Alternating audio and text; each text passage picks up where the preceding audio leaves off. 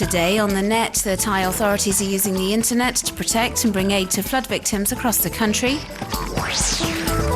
Yemeni women are playing a significant role in the popular uprising.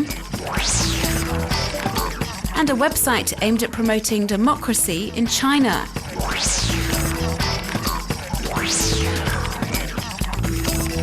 Approximately 250 people have been killed in Thailand over the past 2 months as the worst monsoon rains in decades have led to deadly flooding. Much of the country has been affected. This footage is from the eastern city of Pattaya. The authorities are trying to deal with the crisis in various ways, and in particular by keeping citizens updated via interactive maps. This site is updated using satellite images and highlights which areas have been hit by the flooding, which is affecting millions of people. The government has also published this map on the internet to inform web users on the state of roads across the country. Those completely out of use are shown in red, and those which are underwater but still open to traffic are shown in green. This site has been set up to provide aid for the many regions that have become cut off from the rest of the world. Those who have internet access and need help can identify themselves online. Here, the person in charge of a village north of Bangkok describes the situation at the scene. He says the water levels have risen to 3.5 meters, and the 350 households in the village are lacking food and drinking water. With flooding due to hit Bangkok over the next few days, the government is doing its utmost to protect the capital and ensure the safety of the 12 million people that live there. In these photos, taken by amateurs, we can see that sandbags have been stacked along the banks of the river which runs through the city in anticipation of the expected floodwaters. Tawakkul Karman has been extremely involved in Yemen's popular uprising ever since it began close to 8 months ago. Here we see her addressing a large crowd of protesters during a rally in April. On Friday, she was awarded the 2011 Nobel Peace Prize for her non-violent struggle for women's rights and for democracy in Yemen. The award highlights the significant role women are playing in Yemen's revolution. Women have made a particularly active contribution to the revolution ever since the unrest began at the end of January. As this video illustrates, last week hundreds of women returned to the streets of opposition stronghold Tez to demand an end to the violence and the ouster of President Saleh. Women activists have organised similar anti-government demonstrations in Dammar in southwest Yemen.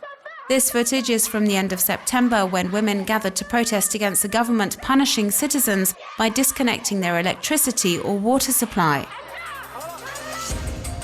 Last week, women organised a mass demonstration in the capital Sana'a to show President Saleh that the protest movement is as strong as ever. Thousands of women took to the streets, voicing their anger with the regime and exercising their right to protest peacefully. And Yemeni women living abroad are also supporting this fight for freedom. Afra Nasser is a journalist and blogger living in Sweden, and in this video blog she says how happy she is that her fellow citizen has been awarded the Nobel Peace Prize, and she hopes the women and men of Yemen will be able to bring the revolution to a successful conclusion.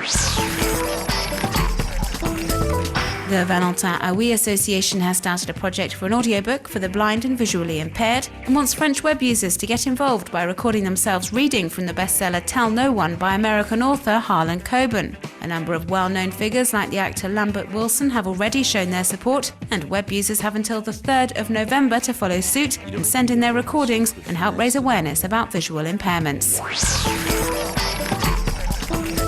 A website to promote democracy in China. This project was launched in Taiwan by Wang Dan, one of the student leaders in the 1989 Tiananmen Square protests. The activist has been living in exile since 1998 and is now taking political education to the internet. The site will most probably be censored by the communist authorities, but Wang Dan has said he hopes it will help teach the thousands of Chinese citizens studying abroad about democracy.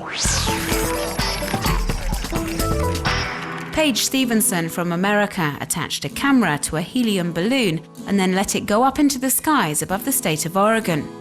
The footage is quite simply incredible. The balloon travelled around 50 kilometers before coming back down to Earth. Part of the thinking behind Paige's project was to inspire people to dream big and have fun.